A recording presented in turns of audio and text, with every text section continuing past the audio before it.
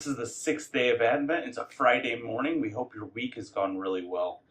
This morning, we have a very familiar piece of scripture to us from the prophet Jeremiah when we follow the lectionary. Uh, Chapter 1, I'm going to read verses 4 and 5, even though it reads through verse 10 in the lectionary. The word of the Lord came to me, saying, "Before I formed you in the womb, I knew you. Before you were born, I set you apart. I appointed you as a prophet to the nations." It's an interesting commentary that God has a plan for us, that God's intimacy of knowing us predates us even knowing ourselves. Friends, I don't know about you, but I'm in my early 40s, and there's still times in which I'm learning about what God is doing for me, with me, His purposes for me, what those long-term plans are. But to hear God say, "I knew you before you were in your mother's womb," that's really impressive.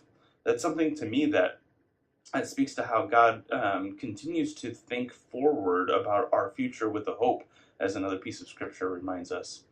But here in the prophet Jeremiah, he hears that God not only knew him, but he set him apart for a purpose. His purpose was to be a prophet to the nations.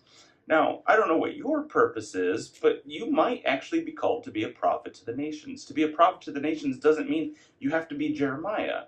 You don't have to be elevated to this high status. In fact, you just need to be one who's willing to speak the life, the love, and the truth of God to the world around us. You see, each one of us is called to have a prophetic voice, a voice that speaks that truth, that speaks that hope, and that speaks that preferred future that God has for us. So much of the season of Advent is about not only receiving that preferred future, but dreaming it in such a way in which, even if it's as if it's in its mother's womb, early in its creation, we can see the life that it would bring when it comes forward. And so I hope you have a prophetic vision for what God is doing through your life. And I pray that that prophetic vision is a part of this Advent season and what God might be doing for you.